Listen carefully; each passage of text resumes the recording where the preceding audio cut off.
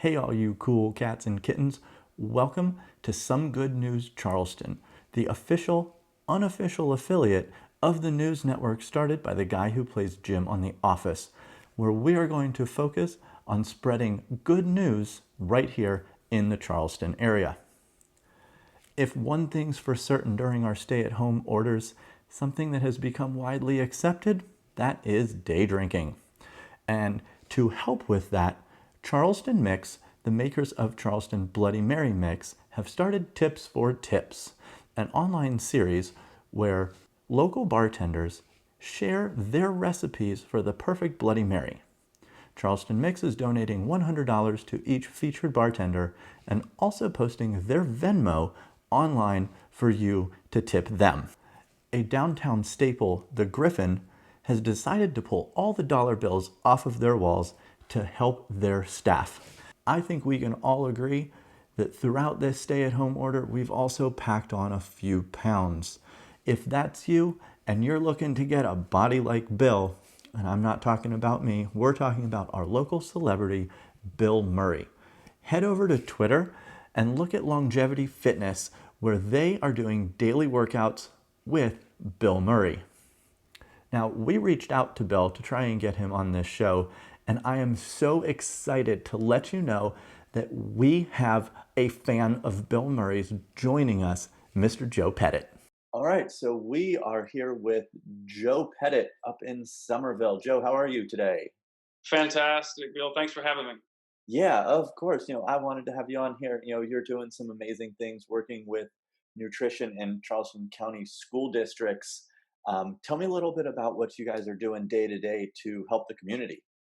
Yeah, it's an incredible opportunity. Charleston County School District Nutrition Services, everybody's working from home for the most part, except for our nutrition services and some of our bus drivers and folks. And what we're doing, basically, Bill, is we have 13 schools that we're actually serving curbside. So imagine like just a drive-through, prompt drive through on the side in front of a school building, and people are driving through. We're delivering meals. They're picking them up off of carts. We keep that social distancing, and then we have buses out of these 13 schools that we're going to 60 plus sites throughout the community.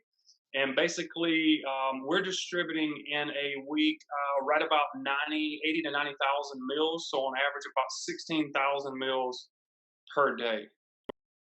Wow. So you guys that's still pretty much a full-time job during all this. Absolutely, absolutely. But it is quite an honor when you actually get to see the kids light up when they see their favorite, when they see the school bus. They haven't seen it in weeks, Yeah, or they see some of their favorite food items in the bag. They're so, so happy to just see a little sense of normalcy. awesome. You guys are kind of like the unsung heroes through all of this. No one really thinks about that. These nutrition workers from the schools are there helping these kids that need to eat day in and day out, and they rely on their school meals. So thank you so much for that. Absolutely. And Yeah. with that, you know, we've known each other for a little bit now, and you are a motivational speaker as well with your brand Cup of Joe, which I love that play on words. Tell me a little bit about what you're doing with that. Yeah, so with Cup of Joe, we've actually launched two things with the brand. One is a partnership because being a former food and bev guy, I wanted to really reach out and help some of the folks in the community. And one of the just ways that made the most sense was find a local coffee house like Coastal Coffee Brewers in downtown Somerville. We reached out and said, hey, we would like to every coffee that's sold, and they use a promo code Cup of Joe. You let them know when you buy a cup of coffee, we'll donate one. Well, he says, "How about this? I'll match yours." So for every cup of coffee someone purchases at Coastal Coffee Roasters, we'll donate 2 cups of coffee to medical and school nutrition professionals out serving on the front lines. Yeah, Wow, wow, that's awesome. So anyone in Somerville, you need a cup of coffee, you know where to go because it's fueling what people are doing out there to help us during this crazy time. yeah, absolutely. Good point of saying that it is definitely fueling. And I mean, you Yes. get too right. It's so important. Yeah. So many local causes. So good causes that are local. And in addition to the donating the cup of coffee, we are also started the brand started a on Wednesdays a leadership style inspirational little 10, 12-minute chat for those who need some type of training to do with their teams at home. It's specific to our school nutrition industry, but that airs on Wednesdays at Joe Pettit Inspires on Facebook and YouTube.